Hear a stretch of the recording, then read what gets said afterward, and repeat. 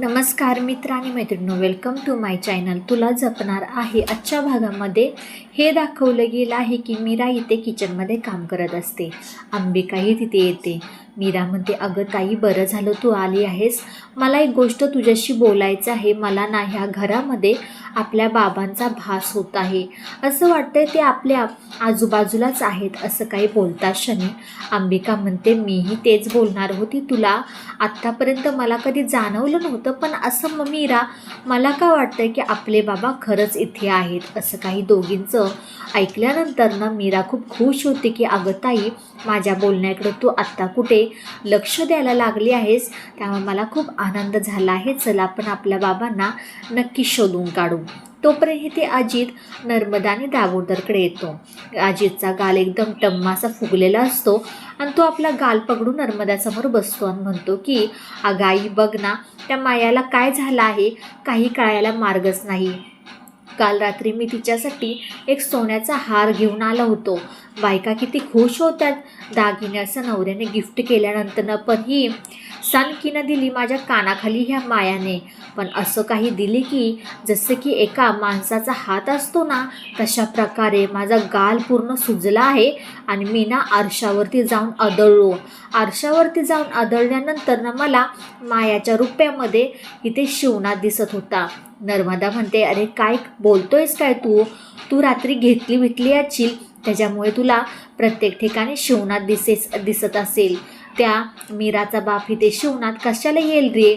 असं काय म्हणल्यानंतर ना अजित म्हणतो, नाही, माझं काही गलतफहमी नाही आहे. इथे खरंच मी शिवनाथलाही ते पाहिलं होतं.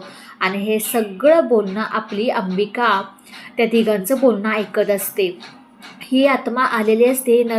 नर्मदा, अजित आणि आपल्या दामोदरला माहीत नसतं अंबिका तिथे असते.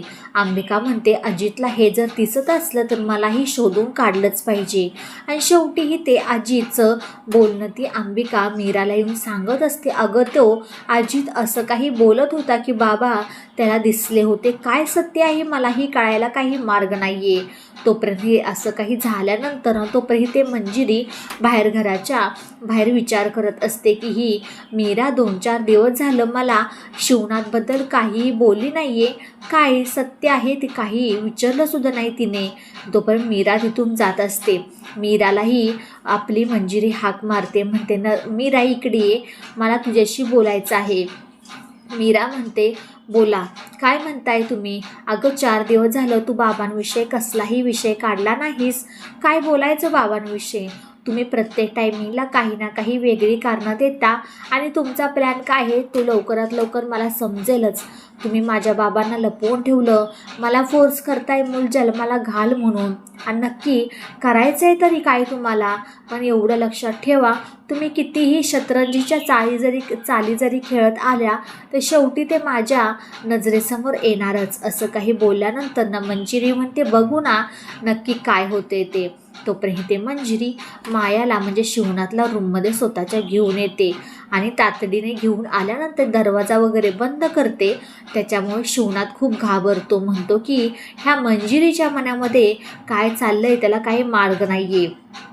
तोपर्यंत ते मायाला मंजिरी म्हणते की माया, तू कोणता प्लॅन आहे तुझा ह्या घरामध्ये यायचा तो मला सांग. माया म्हणते, कोणता प्लॅन म्हणजे? मी आपल्या घरामध्ये आले अजितची बायको म्हणून. कसला असला प्लॅन म्हणताय तुम्ही? मंजिरी म्हणते, अगं सावपणाचा काही प्रयत्न करू नकोस. मला तुझ्या मनातलं सगळं काही सांग आणि पहिल्यासारखे आपण दोघीजणी मिळून ह्या घरामध्ये प्लॅन करायची आणि त्या मीराला लवकर मारायचं आहे. मीराला मारायचं आहे म्हटल्यानंतर शिवनाथ थोडासा घाबरतो. म्हणतो की म्हणजे माया विचारते, मीराला मारायचं आहे म्हणजे कशासाठी? काय कारण काय आहे? मंजिरी म्हणते, अगं तू मायाच आहेस ना. पहिले कधी मला तू प्रश्न विचारत नव्हते. हो, नव्हते विचारत, पण आता मी एकदा जेलमध्ये जाऊन आले आहे. मी स्वतः गेले होते, तुम्ही नव्हता माझ्या जागेवरती गेला. म्हणल्यानंतर ना आता इथने पुढं कुठलंही काही जरी करायचं झालं तर मी तुम्हाला विचारणार, तरच मी तुमच्याबरोबर सपोर्ट करणार. तोपर्यंत मंजिरीच्या तोंडातून बोलता बोलता निघतं की त्या मीराच्या कुंडलीमध्ये तिचं मरण लिहिलं आहे, पण त्याला अजून वेळ यायचा आहे. तिच्या आईच्याही कुंडलीत लिहिलं होतं. तोपर्यंत माया म्हणजे शिवनाथ विचारतो की त्या दोघींच्याही कुंडल्या तुझ्याकडेच आहेत का? मंजिरी म्हणते हो.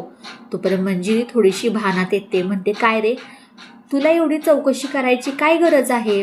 तोपर्यंत माया थोडीशी शांत बसते आणि म्हणते की मी तुम्हाला विचार करून नंतरनं सांगेन. तोपर्यंत असं काही झाल्यानंतरनं मंजिरीच्या रूममधून माया तिथून निघून जाते.